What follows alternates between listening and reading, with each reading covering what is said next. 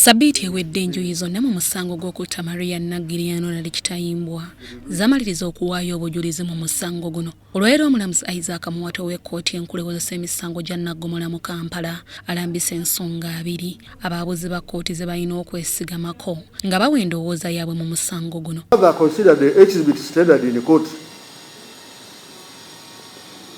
Specifically the panga and the kajek. Was the chain of custody broken, and were they properly identified by the officers who recovered them? Consider the DNA analysis on the exhibits that were recovered. Consider also the evidence of DW4 who admitted that he rode A1, A2 and Senaburia Isaac to Lunguja. Whether DW3 positively identified A1 as a person who was driving the motorcycle. Also consider that. Then consider all the denials of A1 that he did not know the rest of the accused person is either than A6. Was he being truthful considering that A3 and A5 admitted to having been with him on that fateful night? Consider the call data report, and the conclusion is of PW21 that the report established that the accused persons were in contact at all times. According to the witness I've talked to above, he said Kitayimbwa was the owner of the DNA profile recovered from exhibit J, that is the panga with the wooden panga. Well, that was recovered from the latrine of A2.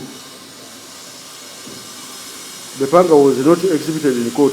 Ensonga endala mulimu okukakasa oba obujulizi bw'omujulizi Isaac Sennabulya nga yali alumiriza Kasolo Kopriya wamu ne Lubega Johnson okuzza omusango guno oba bwali bukwatagana n'obw'abajulizi abalala. From the evidence on record, the only contentious issue is the participation.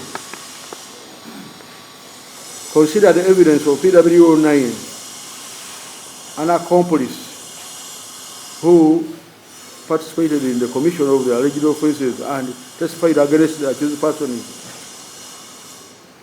His evidence requires corroboration with some other independent evidence. Then consider all the denials of A1 that he did not know the rest of the accused person is either than A6. Was he being truthful considering that A3 and A5 admitted to having been with him on that fateful night? Consider the incident was at night. So the aspect of positive identification of one of those people identified, whether PW1 could have clearly identified these people he claimed he was with, the time taken to identify them, his familiarity with them, if it was there, was there enough light for him to see these people he claimed he was with? Familiarity, all those conditions are considered when you are talking about identification.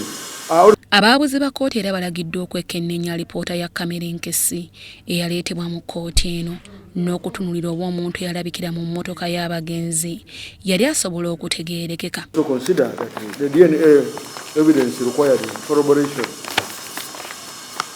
Consider also the CCTV report tendered in court. Does it squarely pin that this person is as active participants? Was it obtained through coercion as alleged by A1 and A2? Was the person seen driving the motor vehicle positively identified? Consider the conditions for identification such as light, time taken in observing the familiarity with the accused person of those who claimed that they had identified that person. Consider also the evidence of DW4 who admitted that he rode A1, A2 and Senaburia Isaac to Lunguja. Whether DW3 positively identified A1 as a person who was driving the motorcycle. Also consider that. consider the call data report, and the conclusion is of PW 21 that the report established that the accused persons were in contact at all times. Ensonga endala kuliko okwekenneenya obujulizi bwa DNA obwaggyibwa ku bizibiti wamu n'okutunuulira oba bavunaanwa okuli Kateregga Sadaati ne Kiseka Asani nga bano baali bagoba ba booda oba baali balina ekigendererwa ekyokwetaba okuzza omusango guno. We consider also the evidence of PW8 who adduced evidence of tracking the victims' SIM cards and the phones and established that they were with the A2. The communication matrix tendered confirmed that all the accused persons were communicating in the course of the commission of the alleged offences, and that A2 was specifically found in possession of a phone. Note that there was no specific objection raised by the accused person to these findings. Consider also the charge and caution statement of A1. The evidence requires corroboration and other independent evidence. Even after its admission, A1 maintained that he did not voluntarily record that statement. However, I invite you to consider this in totality with all the other evidence.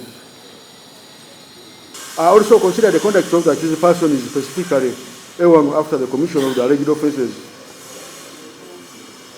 PW8 and PW21 told the court that A1 resisted arrest and behaved violently in the course of his arrest.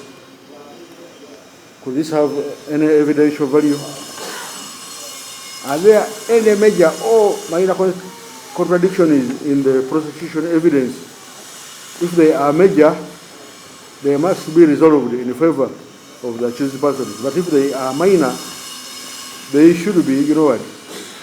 From the evidence on record, also consider the possibility that A3 and A5 could have been ordinary border riders with no knowledge of what was going on. And also consider that the DNA evidence required corroboration. Consider also the CCTV report tendered in court. Does it squarely pin that this person is as active participants? Was it obtained through coercion as alleged by A1 and A2? I want to remind you that the only contentious issue is the participation of the accused person. Either for the commission of the other offences, it is not denied by any of those people. They only deny participation as against the defense evidence as a whole, and decide which evidence, which of the two could be truthful, and decide accordingly, or whether any of the accused person is guilty or not guilty of the alleged offences. After that, you may now advise on the court on the whether to acquit or convict the accused person is of the alleged offences I have stated above. Do you understand? Kkooti etaddewo olwanga 19 omwezi ogw'omwenda omwaka guno Mutoni Sharp ne Okongo Simon abawabuzi mu musango guno bwe bagenda okuwa endowooza zaabwe. Abawabuzi ba kkooti babeera bantu ba bulijjo abalondebwa kkooti okuwuliriza omusango era nga ku nkomerero y'omusango bano bawa endowooza yaabwe oba bavunaana basingisibwa omusango oba bejjeerezebwa. Kkooti yakuwa ensala yaayo ey'enkomeredde mu musango guno. Abavunaanibwa musango guno kuliko Kasolo Kopliam, Lubega Johnson, Kateregga Sadaati, Mpanga Sharif, Kalyango Nasif wamu ne Kiseka Hassan.